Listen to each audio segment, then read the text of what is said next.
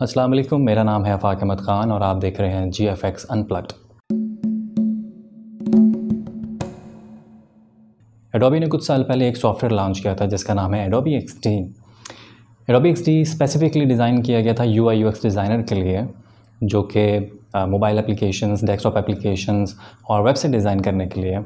यही काम एक्चुअली आपके फ़ोटोशॉप में भी होता है, साथ ही साथ आपके इलस्ट्रेटर में भी होता है। बट ऐसी क्या रीज़न है जिसकी वजह से एडोबी XD ज़्यादा बेहतर है UI UX डिज़ाइनर के लिए? आज ये जान लेते हैं पहले।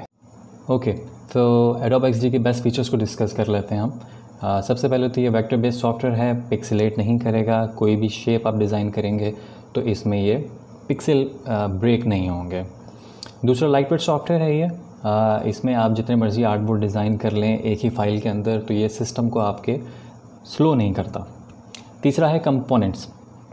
कंपोनेंट्स में एक्चुअली होगा इस तरीके से कि आप कोई भी डिज़ाइन बनाते हैं, फॉर एग्ज़ाम्पल आपने कोई वेबसाइट डिज़ाइन कर रहे हैं और उसमें आपने हेडर डिज़ाइन किया है, तो वो आप हेडर जो है उसको एज ए कंपोनेंट सेव कर लेंगे। लेट्स से कि आपने 4 से 5 या 10 के करीब आपने कोई पेजेस बना लिए एक वेबसाइट के, और उन तमाम वेबसाइट के जो पेजेस हैं 10, उनके अंदर आपने हेडर सेम यूज़ किया हुआ है, और of course same he use होता है। अब आपका जो क्लाइंट है वो आपको चेंज करने के लिए कह देता है हेडर, तो इसका मकसद ये है कि आपको 10 के 10 आपके जो आर्ट बोर्ड्स हैं, जो पेजेस हैं, उनमें जाके चेंज करना पड़ेगा। तो कंपोनेंट्स एक्चुअली यहाँ पे काम आता है। आप जो कंपोनेंट बना लेते हैं उसका एक मास्टर कंपोनेंट बन जाता है। अगर आपने 10 के आपने 100 भी पेजेस डिज़ाइन कर लिए हुए हैं, तो आप सिर्फ और सिर्फ उसके मास्टर कंपोनेंट में जाके जो चेंज करना चाहेंगे वो तमाम तर जितने भी आपके आर्ट बोर्ड हैं उसके अंदर जाके उसको चेंज ऑटोमेटिकली कर देगा, आपको मैनुअली करने की ज़रूरत नहीं होगी। इसके बाद है repeat grids. Repeat grid actually एक आर्ट बोर्ड के अंदर अगर आपने कोई डिज़ाइन बनाया, फॉर एग्जांपल कोई एक सेक्शन डिज़ाइन कर लिया, वो रिपीट करना है आपने मल्टीपल टाइम्स, तो यहाँ पे रिपीट ग्रिड्स काम होता है। हम आगे जाके इसको मज़ीद ज़रूर देखेंगे, कोई इस पर मज़ीद वीडियोज़ होंगी तो हम देखेंगे। बहुत बेहतरीन फ़ीचर है ये एडोबी XD का। इसके बाद फ़ीचर आता है होवर इफ़ेक्ट का। मोस्टली आप सब जानते ही होंगे होवर इफ़ेक्ट्स के बारे में। ये मोस्टली आपकी वेबसाइट के ऊपर कोई बटन के ऊपर आप होवर करते हैं तो इफ़ेक्ट आता है, तो ये होवर इफ़ेक्ट आप एडोबी XD में कर सकते हैं।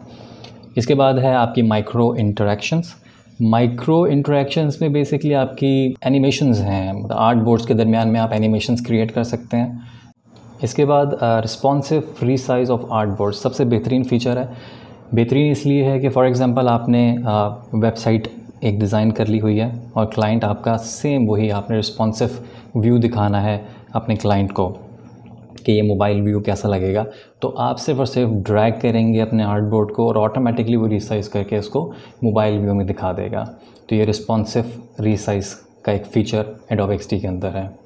इसके अलावा एडिट इन फ़ोटोशॉप। कोई भी इमेज आपने एडिट करना है, ट्रिम करना है, तो आप सिंपली राइट क्लिक करेंगे उस इमेज के ऊपर और उसको क्लिक करेंगे एडिट इन फ़ोटोशॉप पे, तो वो इमेज आपका फ़ोटोशॉप में ऑटोमेटिकली ओपन हो जाएगा। उसमें जो भी आप एडिट करेंगे उसको सेव करेंगे, ऑटोमेटिकली आपकी एडोबी XD की फ़ाइल में वो इमेज चेंज हो जाएगा। प्रोटोटाइपिंग बहुत ही यूज़फुल एक फ़ीचर है एडोबी XD का। पहले जब डिज़ाइन करते हैं आप मोबाइल ऐप्स या आपकी वेबसाइट्स, तो आप उसको JPEG या PNG में अपने क्लाइंट के साथ शेयर करते हैं, तो वो स्टैटिक होता है और क्लाइंट को उसको समझने में थोड़ा मुश्किल भी होता है कि ये किस तरीके से नेविगेट करेगी, तो उसको नहीं पता चल रहा होता। तो एडोबी XD के अंदर ये फ़ीचर है कि आप अपनी पूरी वेबसाइट या पूरी ऐप, जो भी आपका प्रोजेक्ट है, उसको आप प्रोटोटाइप कर सकते हैं। प्रोटोटाइपिंग करके आप वो फ़ाइल अपने क्लाइंट को दे सकते हैं और वो पूरी की पूरी अपनी वेबसाइट जो है वो नेविगेट कर सकता है रियल व्यू के अंदर। तो ये बहुत ज़बरदस्त फ़ीचर है एडोबी XD का। नंबर 10 पे है प्रीव्यू इन मोबाइल डिवाइस। मोबाइल ऐप है एडोबी XD की जो कि iOS के लिए और एंड्रॉयड दोनों के लिए है। आप उसको इंस्टॉल कर सकते हैं। साइन इन करने के बाद आपका जो प्रोजेक्ट आप डिज़ाइन कर रहे हैं अपने सिस्टम या लैपटॉप के ऊपर, वो आप रियल टाइम पे देख सकते हैं अपने मोबाइल फ़ोन के ऊपर, उसको पूरा नेविगेट कर सकते हैं, आप उसमें इंटरेक्शंस कर सकते हैं। तो बहुत ज़बरदस्त फ़ीचर है ये भी।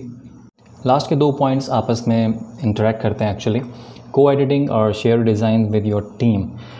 इसमें एक्चुअली आप अपने जो डिज़ाइन है वो टीम के साथ शेयर कर सकते हैं, को एडिटिंग कर सकते हैं और जो भी चेंजेस आप साथ मिलकर काम कर सकते हैं इसके अंदर, और जो भी आपके फ़ीडबैक हैं एक दूसरे को फ़ीडबैक दे सकते हैं। सबसे पहले सिस्टम की रिक्वायरमेंट्स को देख लेते हैं। अगर तो आप मैक यूज़र हैं तो कम से कम आपके पास 10.13 मैक ओएस होना चाहिए। रेटिना डिस्प्ले इसमें रिकमेंडेड है और कम से कम 4 GB की रैम होनी चाहिए। अगर तो आप विंडोज़ के यूज़र हैं तो इसमें कम से कम आपके पास विंडोज़ 10 होनी चाहिए और 4 GB की रैम इसमें आपके पास होनी चाहिए। एडोबी एक्सडी को डाउनलोड करने के लिए अपने ब्राउज़र में आप लिखेंगे डाउनलोड एडोब एक्सडी। पहला जो लिंक होगा इस पर आपने क्लिक करना है। ये एडोबी एक्सडी की वेबसाइट खुल जाएगी। इस पर आपने स्टार्ट फॉर फ्री पे क्लिक करना है। स्टार्ट फॉर फ्री पे जब आप क्लिक करेंगे तो ये ऑटोमेटिकली इसको डाउनलोड आपके सिस्टम में कर देगा। इंस्टॉलेशन के बाद जब आप रन करेंगे एडोबी एक्सडी को तो पहला जो प्रीव्यू होगा वो आपको इस तरीके से शो होगा।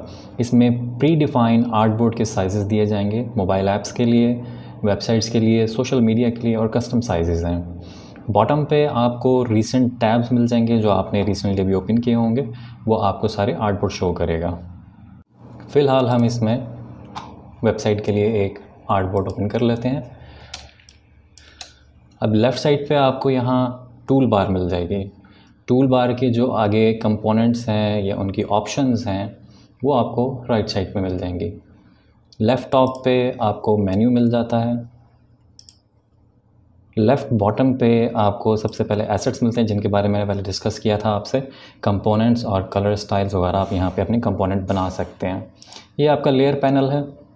इसके अलावा ये आपका प्लगइन्स का एक सेक्शन है जिसमें आप मज़ीद प्लगइन इसमें ऐड कर सकते हैं। इसके बारे में भी एक अलग से एक वीडियो ज़रूर बनाऊंगा। टॉप पे ये 3 डिफरेंट आपको टैब्स मिलते हैं। एक डिज़ाइन जिसमें आप रह के डिज़ाइन कर रहे होते हैं, एक आपको प्रोटोटाइप के लिए मिल जाता है जिसमें आप मल्टीपल आर्टबोर्ड्स को कनेक्ट एक दूसरे के साथ करके इनको एनिमेट कर सकते हैं। थर्ड जो है वो शेयर के लिए है। आप इसमें शेयर कर सकते हैं अपने क्लाइंट के साथ या टीममेट के साथ। फ़िलहाल के लिए अभी इतना ही। नेक्स्ट वीडियो में डेफिनेटली हम मज़ीद और इसके बारे में सीखेंगे। आई होप आपको आज की ये वीडियो पसंद आई होगी। काइंडली सब्सक्राइब और शेयर ज़रूर कर दीजिएगा। Thank you.